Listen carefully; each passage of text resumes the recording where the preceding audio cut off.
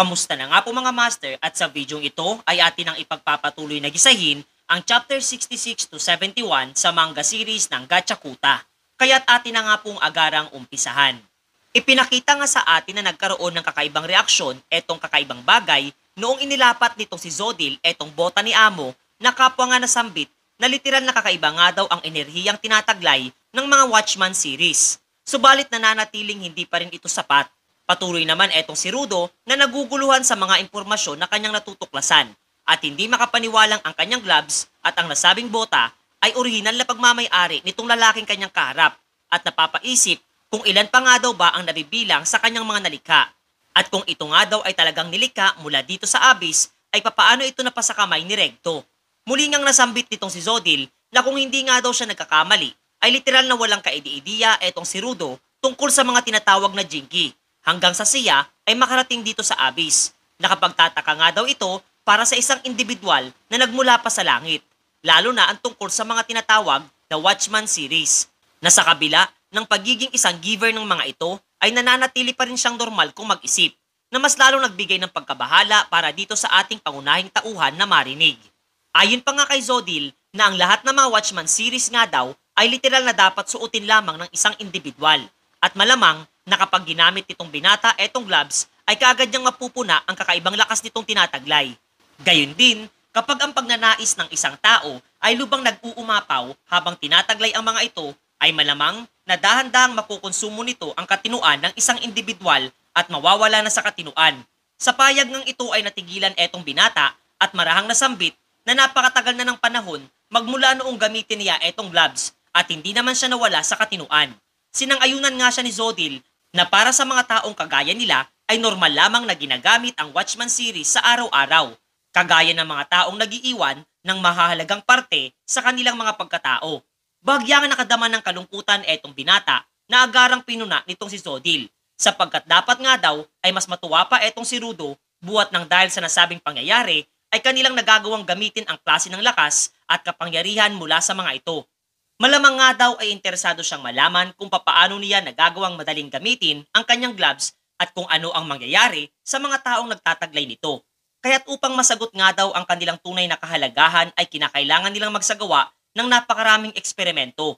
No'y sinubukan nga daw niyang muling lumika ng mga kopya ng Watchman series, subalit ang lahat ng mga ito ay nauwi lamang sa kabiguan. Ngunit sa kabilangan ng mga ito, ang nabigong kopya ng Watchman series ay nakalika ng isang panibagong core. At higit nga sa lahat ay nagagawa nitong mag-evolve sa pamamagitan ng pagtanggap ng iba pang mga Jinki na nagresulta sa paglika ng isang kakaibang halimaw.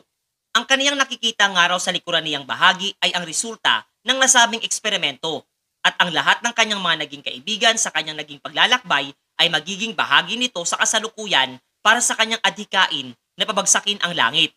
Kapwa nga nagsimula na rin kumilos etong dambuhalang halimaw at masisilayang nagtataglay ito ng mga pakpak. Habang isinasaad nitong si Zodil na kasalukuyan ay nasa loob sila nitong halimaw na kanyang nilika na magagawang lagpasan ang border. Malamang nga daw ay alam na nitong binata sa kanyang sarili kung sino sa kanyang mga kasamahan ang nananatili pang buhay at kung sino naman ang tuluyan ng namaalam. Gayun din, wala na nga rin daw saysay pa na pakinggan ang tungkol sa weather forecast sapagkat paparating na nga daw ang isang napakalakas na bagyo ng mga basura mga master. Ang lahat nga ng pinag-uusapan nitong sina Zodil at Rudo ay palihim namang naririnig nitong batang si Gita at ilang sandali pa nga ay lumabas na ito mula sa kanyang sulok na pinagtataguan at sa halip nga na mangamba ay masisilayan nating labis pa itong natutuwa batay sa kanyang napag-alaman na muli pa ngang ninais na marinig at kumpirmahin dito sa leader ng mga Vandals na talagang ikinabigla nilang tatlo habang tila ba isa itong baliw na nais nang simulan ang pakikipaglaban sa mga halimaw. Ang nasabing pagkilos nga nitong dambuhalang aberrant beast ay nadama na rin mula sa kinaroroonan nitong sina Engine na kapwa na bigla at naiisip na isa itong malakas na lindol. Subalit agad namang naunawaan nitong si Fu kung ano talaga ang tunay na nangyayari at ninais na sana ay makapaghintay pa etong si Zodil buhat nang hindi pa sila nagsisimula sa laban nitong si Boy Payong. Do'y natanong nga siya nitong si Engine kung ang pagyanig nga daw ay gawa nitong kanilang bossing na kaagad namang sinang-ayunan nitong batang lalaki habang inuulit ang pagnanais na simulan na ang kanilang labanan. Do'y natahimik naman etong si Engine kasabay ng daglian nitong pagtalikod sa batang naroroon na lubos niyang ipinagtaka. Paliwanag nga nitong si Boy Payong na kahit nga raw manatili siya sa nasabing lugar ay wala din namang mangyayari kung kaya't mas makabubuting araw na umalis na siya at hahanapin na lamang ang kanyang mga kasamahan. Ngunit sinagot naman siya nitong si Fu na malaking problema nga daw iyon para sa kanya at pilit na pinipigilan etong si Engine sa pag-alis, na literal nga ding nagpipigil sa kanyang pagkayamot. Nakaisip nga siya ng ideya at kasabay na isinaad dito kay Fu na hanggat hindi nito isinasaad ang landas kung papaano siya makakalabas sa lugar na iyon at kung nasaan ang kanyang mga kaibigan ay hindi siya nito lalabanan. Agad niyang nahulog sa klase ng provokasyon at pag-uudyok nitong si Boy Baston etong si Fu at malakas na isinaad na madali nga daw magagawang makalabas nitong si Engine kung kaniyang wawasakin ang mga pader na naroroon, buhat nang sila ay nasa loob ng isang dambuhalang trash beast. Sandaling natahimik nga etong si Engine at ang payag nitong bata ay literal na kanyang labis na ikinabigla. Muli nga niyang inulit ang kanyang naging payag habang dagdag pa nga nitong si Fu na wala siyang ideya hinggil sa eksaktong lokasyon na kanyang kinaroroonan maging ng kanyang mga kaibigan. Samantalang etong ang si Bundus ay talagang nabigla din buhat sa naging napakaagang aksyon na isinasagawa nitong si Zodil, sapagkat napakarami pa nga daw sanang mga katanungan siyang nais na masagot, habang kapwa sina Brot ay naguguluhan din buhat sa biglaang pagyanig. Ngunit nung kanyang ibinaling ang atensyon dito kay Dia, ay tila ba iniisip nito na dulot iyon ng ginagawa nitong pagtapik sa kalupaan nilang tinatapakan, at iniisip na inaantok na talaga itong bata na hindi naman magawang paniwalaan nitong si Bundus. Wala na ngang iba pang masabi etong matanda at tanging na sambit na kung magpapatuloy nga daw ito patungo sa langit ay tuluyan nilang magagawang lagpasan etong border at mauunawaan kung ano ang pakiramdam noon, na ipinagtaka namang marinig nitong si Brot na bigla naman etong matanda sapagkat sadyang walang kaide-ideya etong dalawa sa mga nangyayari, kung kaya't nasambit nito na sila ay kasalukuyang nasa loob ng isang trash beast na tinutumbok ang kalangitan.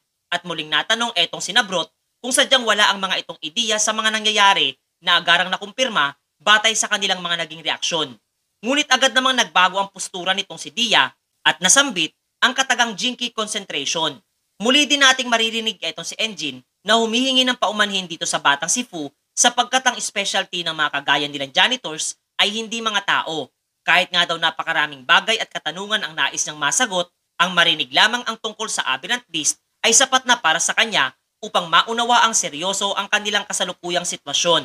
Ayon pa nga kay Boy Payong na mukhang nakalimutan na nga daw nitong mga Vandals kung sino talaga sila, habang kapwa nga silang tatlo nitong sina Dia at Gita na nagpapakita ng ekspresyon na hinahangad ng simulan ang paglinis ng mga basurang nagkalat mga master. Ipinakita sa atin na lubang napakalaki nga nitong kakaibang Aberrant Beast na kasalukuyan naghahanda na sa paglipad. Gayon din etong sina Engine na planong isagawa na ang kanilang trabaho. Samantalang kapwa naman etong sina Dia at Brot ay alam na ang dapat gawin mula sa simpleng titig lamang, na agara namang napuna nitong si Bundus. Lalo na nung nagsimula na etong dalawa na i-activate ang kani-kanilang mga Jinky, habang isinasaad na mukhang handa na nga raw makipaglaro etong sina Brot gamit ang kanilang plot at Centralian Vital Instrument. Natawa pa nga etong matanda sa naging reaksyon nitong dalawa, sapagkat malamang ay palagi ang mga itong handa upang labanan ang mga Aberrant Beast. Ayon naman kay Brot na buong akala nga daw niya ay talagang nasa isang underground lamang sila at hindi makapaniwalang may ganito kalaking trash beast. Gayon din inaalala ang matagal-tagal na nilang pagkaka-expose sa loob nito nang walang anumang suot-suot na maskara, at bagyang nagtataka sapagkat nananatili pa ring ayos ang kanilang mga pakiramdam. Kung tutuusin nga daw kasi, kapag mas malaki ang Aberrant Beast ay di hamak na mas babalutin ito ng mas nakalalasong klase ng mga material. Sinagot naman sila ni Bundus na malamang ay isa itong klase ng espesyal na uri ng mga halimaw. At kung hindi nga daw sila magmamadali, ay tiyak na silang lahat ay makakapunta na sa langit. Dagdag pa nga nito na ang kanyang mga katanungan ay makapaghihintay naman sa hinahangad na kasagutan. At bagyang nahihirapan na rin siyang magsagawa ng kanilang mga trabaho buhat sa kanyang katandaan. Doy wala namang sinayang na anumang sandali pa etong si Brot at gamit ang kanyang Jinky na tela ay kaniya itong itinali sa katawan ni Dia habang nagsimula siyang maglaan ng puwersa at malakas na inihagis patungo sa isang direksyon na ipinagtakang masilayan nitong matanda. Napakabilis niyang tumalsik etong si Dia sa harapan nitong si Bundus at kasalukuyang tinutumbok ang tila ba pader na nasa kanyang harapan. Agad namang napasigaw etong si Bundus buhat nang wag nga raw nilang sabihin na iniisip nitong bata na magagawa niyang wasakin etong dambuhalang pader na naroroon, kasabay ng pagtama ng kanyang mumunting kamao na nakalikha lamang ng isang mahinang tunog. Literal na nanlaki nga ang mga mata nitong si Bundus sa kanyang nasilayan at lubos na nakadama ng simpatya para dito kay Dia na patuloy pa rin sinasapak etong dambuhalang pader. Kinuha nga niya ang atensyon nitong si Brot at isinaad na mas makabubuting pahintuin na lamang nito ang kakatwang isinasagawa ng bata. Kapwa nga daw magiliw sila sa mga ito, subalit kinakailangan din nilang imulat sila sa realidad ng mundo. Ngunit sinagot naman siya nitong si Brot kasabay ng paggapos ng kanyang tela sa matanda, na ang pagiging sobrang protective nga daw sa mga bata ang mas lalo lamang maglalagay sa kanila sa hindi magandang sitwasyon. Buhat ng kung ang bata nga daw ay patuloy sa kanyang pag-usad, ay kadalasang sila pang matatanda ang nagdadala sa mga ito sa kapahamakan. Gayun din, maswerte nga daw etong si Bundus, buhat ng kanyang masisilayan ang paglagong tinataglay, mayroon etong si Dia. Agad ngang napatingin ito sa direksyong kinaroroonan niya at kanyang nasilayan ang dahan-dahang paglakas ng suntok na bumabaon sa pader na kanyang kinaroroonan. Paliwanag nga ni Brot na sa bawat suntok na ginagawa nitong bata sa kanyang target ay patuloy lamang din na nadadagdagan ang lakas na tinataglay nitong batang si Dia. At iyon nga daw ang tinatawag nilang kapangyarihan ng Centralian. Habang tuluyan na nga nitong nawasak ang bahagi ng pader na nasa kanyang harapan. Subalit kahit matagumpay nga itong nawasak ni Dia, ay bahagya pa rin nadismaya etong si Brot, buhat ng muli ay panibagong pader ang kanilang nasilayan. Subalit naging positibo pa rin ito, buhat ng malamang nga daw ay mag-e-enjoy etong bata sa pagwasak ng napakaraming pader na naroroon. Sa mga nangyayari nga, ay hindi na napigilan pa nitong matanda na matawa, at naunawaang ang jinky nitong si Dia ay ang kanyang pacifier na nagiging sanhi ng pag-absorb ng lakas mula sa kanyang target. Naging interesado nga siya kasabay ng pag-activate ng kanyang jinky habang isinasaad na kung ganoon nga daw ay kanyang pipigilan ang paglago mayroon itong bata gamit ang kanyang mga kamay mga master. Nagsimula na nga maging tila ba mga gamay ang mga bagay na nasa balikat nitong si Bundus na kaagad nga din nakawala mula sa pagkakagapos ng tela nitong si Brot at mabilis na tinahak ang kanilang kinaroroonan. Ayon pa nga sa matanda, na kung pinaplano nitong sina Dia na tapusin etong trash beast, ay naroroon din siya upang pigilan ang kanilang adhikain. Gayon din, kung maisasagawa nga daw niya iyon, ay malamang na pagkakalooban siya nitong si Zodil ng magandang pabuya. Subalit ang kanilang interaksyon ay agad ding nahinto, buhat ng bigla na lamang nagbago at yumanig ang kanilang kinaroroonan. Lahat nga sila ay nabigla sa nasabing pangyayari, sapagkat kasalukuyan nga nagsimula ng magpagaspas ng kanyang mga pakpak etong dambuhalang aberrant beast. Habang nasambit naman itong si Bundus na kanila na nga daw aalamin kung sino sa kanila ang mamamatay bago pa man nila marating ang itaas na bahagi ng tinatawag na border. Wala namang paki sa naturang payag etong si Brot na tangi ang iniisip ay kaligtasan nitong si Dia na kasalukuyan ay nasa di kalayuan. Agad nga niya itong kinuha gamit ang kanyang jinky at seryosong isinaad na huwag na nga daw itong matakot sapagkat makalalabas din silang lahat ng buhay at makakauwi sa kanilang mga tahanan katulad ng palagi nilang ginagawa, na sinang-ayunan naman nitong batang si Dia. Ngunit kinundi na naman ito ni Bundus, na kahit nga nagkakarambola na ang buong paligid, ay patuloy pa rin nakapokus ang kaisipan para sa pabuyang posible niyang makuha, at mabilis na tinatahak ang lokasyon nitong dalawa. Subalit bago pa man ito maisagawa ang kanyang plano, ay makikita naman natin etong isang sirang kotse na tinutumbok silang tatlo, at sama-samang nalagay sa loob nito. Nabigla nga sila sa bilis ng mga pangyayari, at talagang di makapaniwala na silang lahat ay nasa loob nitong sasakyan na kasalukuyang patuloy na nahuhulog. Agad namang nataranta etong si Bundus at ninais na makita ang kanilang nasa harapan at nanlaki ang kanyang mga mata noong masilayan etong dambuhalang sirang aircon na tinutumbok din ang sirang kotse. Inactivate nga niya ang kanyang kamay na jinky at hinampas na parang lamok etong nasabing kagamitan upang mabago ng tuluyan ang direksyon. Itinuro nga din itong si Bundus ang isang imbornal na malapit sa kanila na pwede nilang magamit upang hindi sila masama sa mga nahuhulog na basura. Agad namang sinunod siya nitong si Brot at ginamit ang kanyang tela na nagawa niyang itali sa isang malaking nakabaon na tubo. Ngunit muli lamang nabigla etong si Brot noong kanyang makita etong nabibigla ding si engine habang naroroon sa loob nito at etong ang kotse ay ligtas na nakapasok sa loob ng imbornal mga master. Kapwa nga etong si engine at ang mga kasama niyang nasa kotse ay hindi makapaniwala sa naturang pangyayari. At kaagad na itinutok ang kanyang payong para dito sa di umano ay miyembro ng Vandals. Agad namang pinaalalahanan siya nito na delikado ang pagtutok ng payong sa ibang tao. Habang maging si Bundus nga ay nabigla din noong kanyang masilayang naroroon din etong si Fu na nakandusay sa lapag. Gayon din natanong kung bakit magpasangga ngayon nga daw ay hindi pa niya natatalo ang kanyang katunggali na nakaatas para sa kanya. Sinagot naman siya ni Fu na hindi nga daw niya magawa iyon buhat ng ayaw siyang atakihin nitong si Engine na lubos na ikinadismayang marinig nitong matanda. Pagpapayag pa nga niya na isinaad nga daw nitong si Boy Payong na kaniya siyang lalabanan oras na inihayag niya ang lahat ng kanyang nalalaman hinggil sa lugar na kanilang kinaroroonan.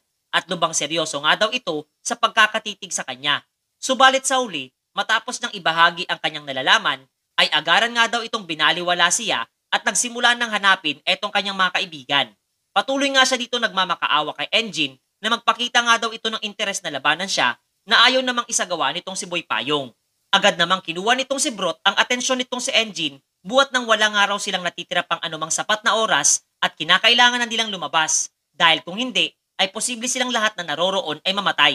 Seryoso nga niyang inilahad na kasalukuyan ay nasa loob sila ng isang dambuhalang trash beast at nagpaplano etong grupo ng mga vandals na tawirin ang tinatawag nilang border na talagang ikinabigla niyang mapag-alaman. Ngunit hindi nga pangamba ang naglalaro sa kanyang isipan kundi etong si Rudo at bagyang nasambit na mukhang nga raw magkakaroon na ng tsansa etong binata na makabalik sa kanyang pinagmulan na hindi naman maunawaan nitong si Brot.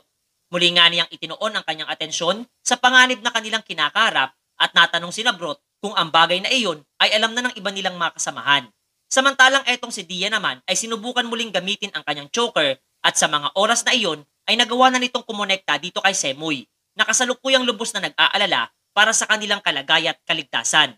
Para namang bata na nasiyahan etong si Boy Payong buhat nang marinig etong boses ni Miss Labo na kapwa naman na uurat sa kanyang paraan ng pagsasalita at hinahangad na malaman ang kanilang kasalukuyang kalagayan. Agad nang ipinaliwanag nitong si Engine ang kanilang sitwasyon habang kapwa naman pinupuri nitong si Brot ang naging alistong pag-iisip nitong batang si Dia. Habang binibigyang diin nga nitong si Boy Payong na kung magpapatuloy nga daw ang plano nitong mga vandals ay magagawa nilang makalagpas ng border at tiyak na mamamatay. Ngunit sa halip na simpatya ang nakuha nito mula kay Semoy ay sermon pa nga ang kanyang inabot kasabay ng pagpapaalala sa kung ano nga daw ba talaga ang kanilang trabaho. Nadidismaya nga ito buhat ng batay sa kanilang orihinal na plano ay kanilang susubukang hulihin at mamatyagan etong grupo ng mga vandals. Subalit kabaliktaran nga daw nito ang nangyari at sa uli ay sila pa ang mga nakidnap. Naguguluhan nga din siya kung ano nga daw ba ang rason at bakit hindi niya sila magawang kontakin kanina. Wala namang ideya etong si Engine sa kung ano ang dapat niyang maging kasagutan. Buhat ng maging siya ay kapwa naguguluhan din sa mga nangyayari. Hanggang sa napabali nga ang kanyang atensyon dito sa lumang kotse at kanyang nasilayang nakangiti sa kanyang harapan etong si Bundus. Napabuntong hininga na nga lamang siya buhat nang wala din siyang ideya sa kung nasaan sa kasalukuyan maging etong si Ryu at Sanka. Kung kaya't gagawin na lamang nila sa ngayon ang kanilang makakaya upang agarang makalabas mula dito sa kanilang kinaroroonan. Natanong nga siyang muli nitong si Semoy buhat nang kung wala nga daw ideya etong si Engine sa kanilang lokasyon, gayon din mahina ang linya ng kanilang koneksyon ay ano na lamang ang kanyang magagawa. Sinagot naman siya nito na ang pangalang Engine ay ipinagkaloob sa kaniya ng isang taong lubos niyang pinasasalamatan. At nagmula pa nga daw ang salitang ito sa isang ancient word na nangangahulugang ang itinakda o ang nakatadhana. Siya nga daw ang tatayong simbolo upang muling mahanap at makasama ang lahat ng mga janitors na naroroon. Buhat ng kung tutusin nga raw, ang may hawak ng payong ay mas nangingibabaw sa pulutong ng mga tao. Nakuha naman itong si Semoy ang puntong nais ipabatid nitong si Engine mula sa kabilang linya at nagtitiwala sa kanyang kakayahan, gayon din aniya ay malamang nga daw na kumikilos na rin ang iba pa nilang mga kasamahan sapagkat kanila nang natukoy ang kanilang eksaktong lokasyon na kinaroroonan mula sa tulong ng impormasyong nakalap nitong si Corvus mula sa kanyang mapagkakatiwalaang impormante. Kaya't asahan nga daw nila ang backup na paparating na upang sila ay tulungan. Habang ipinapakita etong si Gris na kasalukuyang may hawak-hawak na manibela at lubos na seryoso ang ekspresyong ipinapakita sa kaniyang pagmumuka mga master. Muli namang inihayag sa atin itong si Zodil na sa bawat pagkalipas ng 6 na taon ay dumarating nga daw ang isang trash storm at ito nga daw ang araw na iyon kung saan ay magagawang lumipad nitong nilikha niyang dambuhalang trash beast patungo sa langit habang masisilayan natin etong si Rudo na hirap na kumakapit sa isa sa mga nakausling lupa buhat sa pagbabago ng pwesto dulot ng paggalaw nitong dambuhalang halimaw. Dagdag pa nga nitong leader ng mga vandals na hanggat maaari ay ayaw sana niyang gawing alay etong si Rudo buhat na nagtataglay siya ng napakaraming kaalaman tungkol sa kalangitan. Piliin na nga lamang daw nitong binata ang magpapadali sa kanyang buhay, kaya't sumama na lamang siya sa kanilang adhikain at tinitiyak niyang mas mapapabilis ang pagtahak niya pabalik sa kalangitan. Gayun din, kinumpara pa nga ang kanilang nagagawa kumpara dito sa mga janitors na tangyang iniisip ay ang pagdispatcha sa mga aberrant beast at kung iisipin nga raw ay lubang walang kwenta ang lahat ng mga iyon. May isang payo nga daw siyang maibibigay para dito sa binata. At iyon ay ang tanggalin ang lahat ng maituturing na basura sa kanyang buhay. Kung mayroon nga daw siyang hangarin na nais maisakatuparan at kung may paninindigan pang natitira sa kanyang pagkatao, ay dapat na niyang idispatcha ang anumang walang silbi sa kanyang buhay. Naging tahimik naman etong si Rudo habang itinutuon ang kanyang atensyon dito kay Zodil at nasambit nga niyang binigyan nga daw niya ng pangalan ang kanyang pagmamay-aring gloves bilang 3 Rs na nagmula pa sa mga taong naging parte ng kanyang buhay sa nakaraan. Ito nga daw ang pinaka-perpektong pangalan para sa kanyang pinakamahalagang bagay na pagmamay-ari. Sa totoo nga lamang daw ay nauunawaan na niya sa kasalukuyan na walang sino mang tao o bagay ang maituturing niyang basura. Kabilang na dito ang pagkakataon na makausap etong si Zodil na nakatulong sa kanya upang mas lumawak pa ang kanyang pangunawa. Lalo na't sa kasalukuyan ay may mga kaibigan nga daw siyang lubos na nagtitiwala sa kaniya at nagnanais na siya ay samahan. Wala nga daw anumang bigkis ng dugo siyang nauugnay sa kanila, gayon din masasabing ang isa lamang siyang basura na tanging galit lamang ang nadarama. Subalit binigyan nga daw siya ng mga ito ng maituturing na isang tahanan. Sa kabila, nang siya ay isang sky person na madalas nagdadala sa mga ito sa isang problema. Ngunit magkaganoon man, ay ni Minsay hindi siya itinuring ng mga ito bilang isang pabigat lamang.